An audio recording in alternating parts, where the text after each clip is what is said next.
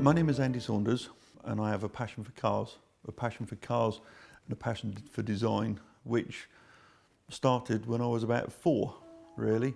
Back in the 70s, my dad had a little garage, which was a rented forecourt with 7, 8 cars for sale. And all of that time, late 60s and early 70s, custom cars were far more common than they are now. My dad, unknowingly, was probably a big inspiration to me at the time, unknowingly for me and unknowingly for him. We had this little double garage where I used to fiddle around in the evenings. I used to help him after school. And my dad had this old Austin 1100, which was scrap.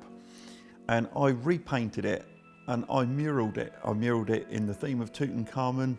I painted it in the theme of the Knights Templar. I'd done all of these artworks on it. And every time I'd done it, I'd finish it and then I'd rub it down and do it again just to practice. And my artwork got better and better and better. And I was only like 13 then. And by the time I was 15, I could do bodywork and spray as pretty much as good as anyone that had been doing it all their life. That was a childhood sketch of a custom 50s custom lowrider. I'd done that when I was about 10, if I remember correctly. I never realised I had all this stuff still. That's the speedboat. And then I found out all my paint designs for different cars. That was Mini Ha-Ha, and that was the stripes that went around the number plate. This was obviously at the time when I was into cars. There's an Indecision, which turned out pretty much to be that one. Jagged Edge. Motor Caravan paint designs.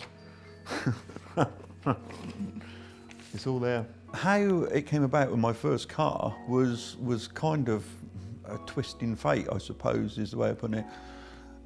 When I was 15, I came home from school one day after having PE, and I had these palpitations, and they wouldn't go away, and I had them for hours and hours and hours. Subsequently, the doctor didn't know what was wrong with me, and eventually, cutting a long story short, I ended up having to have hole in the heart surgery, of which back in 1978 was quite a frightening prospect. And they said it wasn't life-threatening immediately, but they said within the next year you'll be coming in for an operation. Well, it would have kind of been better, emotionally wise, to go straight in for it. Now, my dad was petrified. I obviously didn't know if I was coming or going. He took in part exchange a Mark I Ford Escort, 1969 it was, and it was black, and it had big fat wheel arches on it and a white racing stripe and a boot spoiler. And he said, we're going to customise this. And we started straight away, really. Me and him started working on that, really just to keep everyone's mind in the family off of this operation, which was like scary. And from that car, from that scenario, we ended up building Bird Puller. But on my last day at school, my dad came to school and picked me up from my last day at school in my own custom car. And it's like, that's so cool. Actually, the day of the operation came, and I'd requested for no one to tell me that I was coming. And I woke up one morning and they said, you're going in today. And I went in and it was done. But all with no real worry for a year, because I had my mind concentrate on something else. This is my little garage where I do all the work. I've done it for many years here. This is a project that I've had for a couple of years. The model of this is originally a Peugeot 202 fleet-side pickup. The name that I've given it is Lucifer. I name everything. I've always named everything. The fashion of that in the 70s was everyone named the car, but they don't anymore. And Lucifer comes around really because this was built, probably from what we understand, under German duress during World War II. It then fell to pieces in a field over 50 years, and then it's got me beating the living daylights out of it with the hammer and dolly. So it's had a bit of a hellish life. Jagged Edge was the second car that I built. And again, that was done as a conjunction of me and Dad together. I was still only 17. And he took it in part exchange from a guy in the local car club, Bournemouth Rod and Custom, and it had been jacked up and had some big wheel arches on it, but Jeff, who owned it, had never finished it, and it was just tatty. There was only one thing to do with it, really, because it was so ugly that it had to be finished, and we started to finish it. We put a spoiler on the roof, which, again, back in the late 70s was still quite a cool thing. I couldn't get insurance on that because it was 4.2 Jag engine, so Dad used that every day. And at weekends we'd go to a car show and it would be like the whole family with 2 customs. The third car that I'd done, which I still had a lot of help from Dad at the time, I would have been 17, 18, was the Escort step-side pickup, which did get named, and I don't know why I called it that, but it was called Exquisite Dream, which was a bit sort of camp really, but that idea came about when I was recuperating from the heart operation. I was making model kits, and I made a model kit of a step-side pickup from America. Wonder what an Escort would look like. An Escort was so common, Mark 1 Escort, and I thought, wonder what that would look like as a step-side pickup. And I went to the car auctions one day, and there was this very sad-looking Escort van, Mark 1, and I bought it for 150 quid or something like that. The idea of the Escort stepside came about and grew very quickly. His very first show, his debut was at Bellevue Rod and Custom Show, which was like Mecca. It was the biggest show. They used to queue for like 2 hours to get in on a Saturday morning. It was huge. And on the Saturday morning, I went off to have a look around the show, and I come back, and the guy that was next to me, Paul Kempton, we was talking, and he was just chatting away, and he said, there's a card there. He said, George Hinton, the editor of Street Machine's been over. He wants to do a feature on your pickup truck. And it was like, this was just incredible, because like 3 cars in, and I've got magazine features coming, and I just loved it. It was great. I used that every day for a couple of years, and sold it on. Rainbow Chaser came about really kind of by accident. This guy came in to sell his Volvo 121, and it was a real nice old car, and I looked at it and I thought, that looks a bit like a Mercury. And the 51 Mercury, 49 to 51 Mercury in the States is the iconic custom. I got this car off my dad, and then we started customising it. I pretty much was then starting to find my own feet and do everything on my own. I couldn't weld at the time, but I learned to weld. I customised it to look like a 50s American sled, and I didn't really give a lot of thought to the way that I'd gone design-wise, but when it came out, it was in pink candy with frosted grape and snow pearl scallops down the side going into diamonds, and for some reason the car just hit it. Like the magazines, it appeared in Street Machine and it appeared in Custom Car and everything. There was one bit that I'd done this rockabilly scene on the back seat, and the lady that used to live next door to me, Anne, she used to embroider, and she embroidered this panel which was like 24 inches by about 14 inches high, just complete embroidery. When I was a teenager, I bought 2 records in W.H. Smith's, and it was the 2 record covers that actually became the embroidery that was on the back seat of Rainbow Chaser. That artwork is what Anne spent 500 hours hand stitching on vinyl. When I was at school, about 12, a boy called Russell Smith showed me a magazine with this car in America that was shortened, and it really stuck with me. I thought, if you'd done that to a Mini, Mark 1 Mini, that would look so cute, and it was something that I always wanted to do. Anyway, by then I could weld. That was 1983. I could weld, I could fabricate.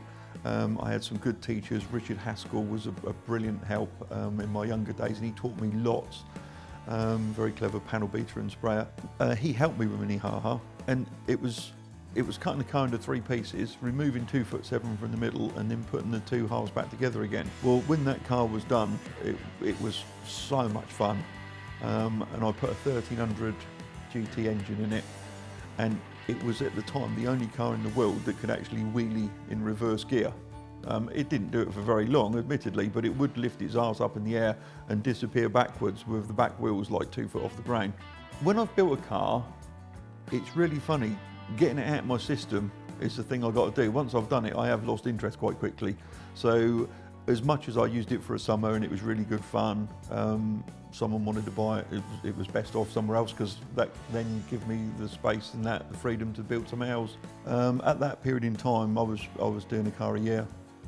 It's so much work, and yet it's not, because when you're really enjoying something, it becomes effortless, doesn't it? Like when I'm getting towards the finish of a car, I can work till like 2 or 3 in the morning without stopping. I can look at my watch thinking it's about 8:30.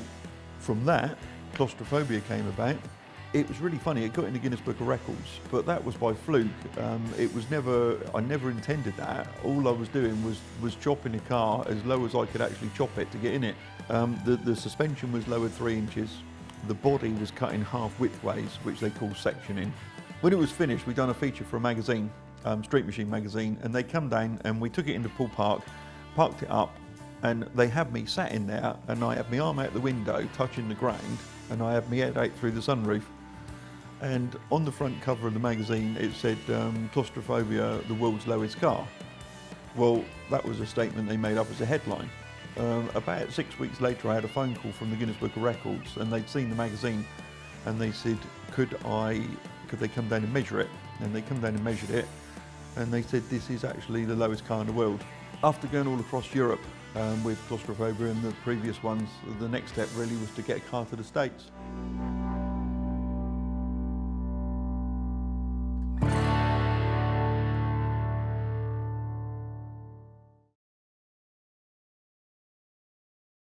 Vauxhall come into this story because they got an independent graphic designer to build them an advertising gimmick, and they paid him huge amounts of money, and he built this spaceship car. And as soon as it appeared on the TV, Vauxhall had all these letters right in saying that this is half of this car's a Ford.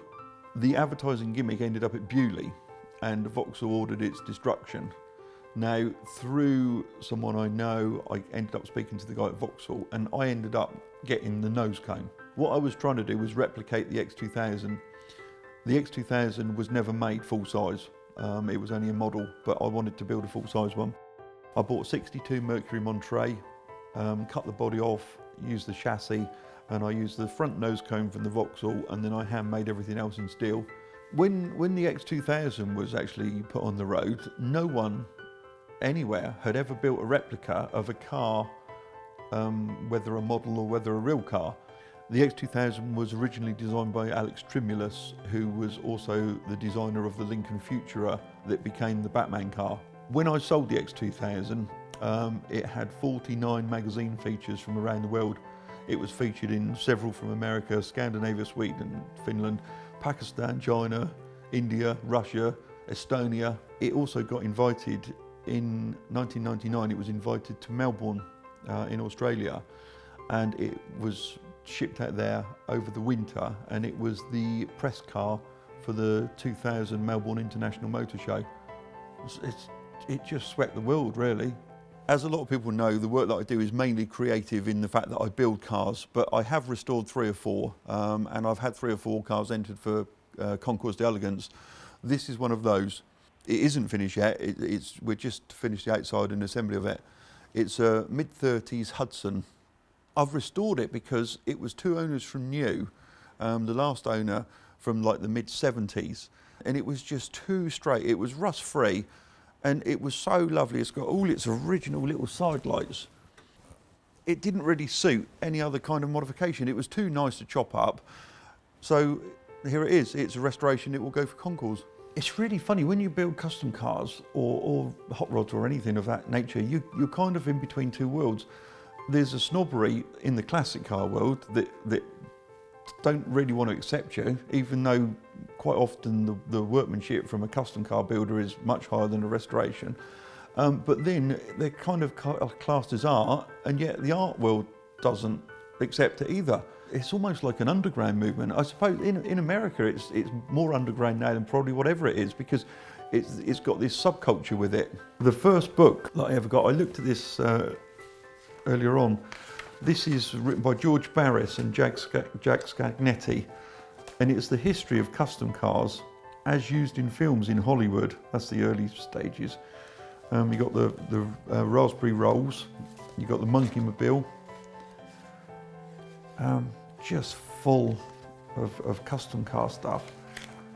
Just their imagination then was fertile. It has died off. There's not the imagination anymore. Look at that for a stance. It's a Formula 1 car pretty much with a C-cab body on the back. Just fabulous. As a kid, this stuff just blew me away, and it all existed. I never saw any of it in the flesh, but it all existed. In the early 2000s, I was asked to build cars for a TV programme for BBC called Panic Mechanic, and I built 3. There was a Range Rover that had to look like a race car. There was a gravity-powered vehicle, which was an escort van, which I called Newton's Nightmare. And then there was Ceylon Warrior, which was a Reliant 3-wheeler, which I had to make look like a drag car. Well, the other team, hosted by Ed China, he built a drag car, so I made mine look like a Salt Lake racer. The route I've gone is like Bonneville Salt Lake Racer. I've done a lot of studying before I built it, and it looks as though it's just come from the Salt Lakes. As you know, most of the cars I build are from the mind, but I've done the odd restoration, and the Aurora was, I suppose, really the holy grail of car design to me would be a 1950s American dream car, a prototype. But the Aurora came up for sale. Now, the Aurora was a prototype built by a priest called Alfred Giuliano in the mid-50s, and it was launched in Bramford, Connecticut in '57, and it flopped. Unfortunately, it kind of wasn't surprising because it is particularly ugly, but it was to be the safest car in the world. I found it in Bramford, Connecticut, and it was absolutely, it looked rough in the pictures, it looked awful. I bought it over the phone because it was very little money, it was in the hundreds, and I just thought, I'm just going to own it. And it come over, well, when we opened the container, I kind of wished I'd never seen the thing. It was just, it turned out that he built it on a wooden frame, and where it had been outside for like 50 years, all the wood had gone, and there was nothing really. All I ended up with was a shell. But it is iconic. I have saved a car that would otherwise probably not have been saved.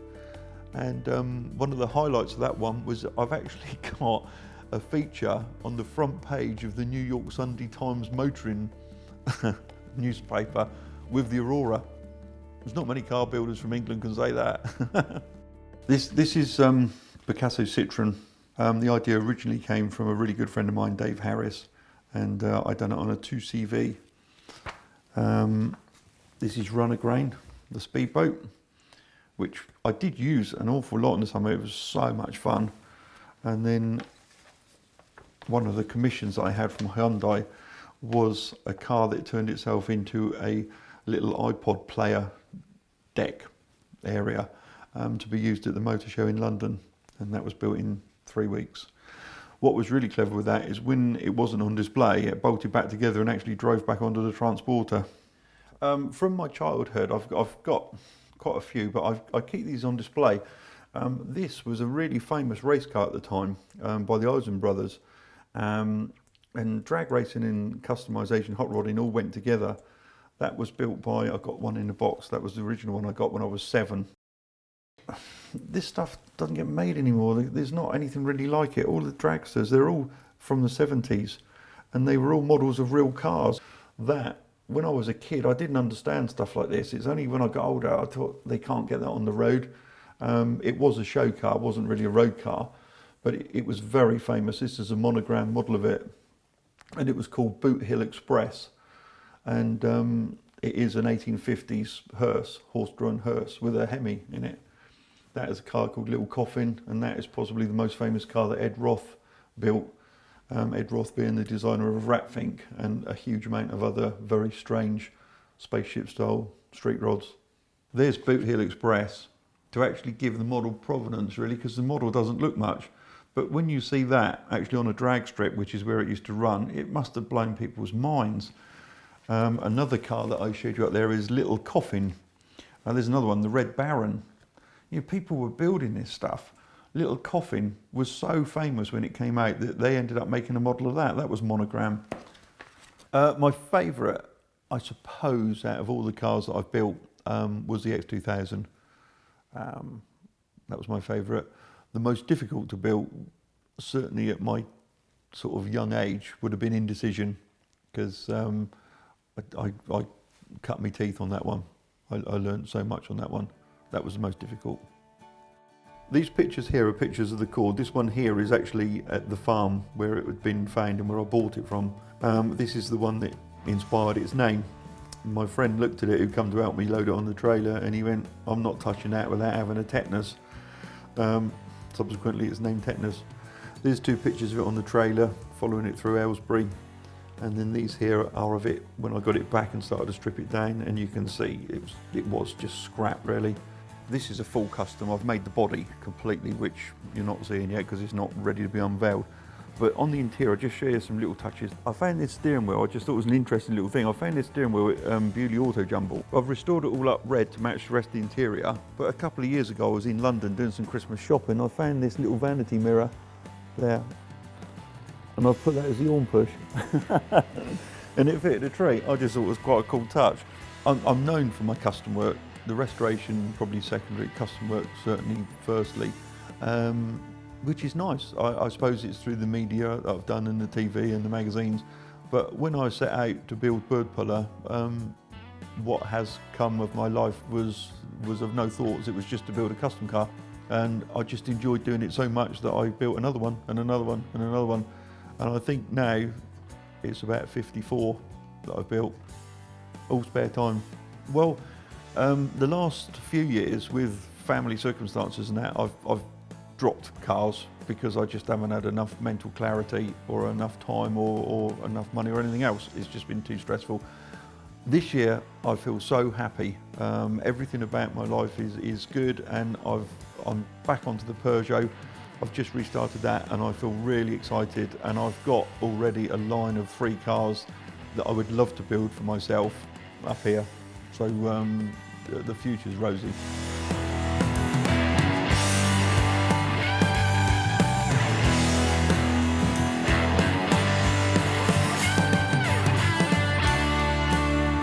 There was a French magazine that had done a feature of Picasso Citroën, and after they featured it, they wanted to make a model of it for a series they were doing. That's it. It wasn't available to buy, it came with a subscription to the magazine. So no one could actually get it unless they subscribed to their mag, but it's pretty good.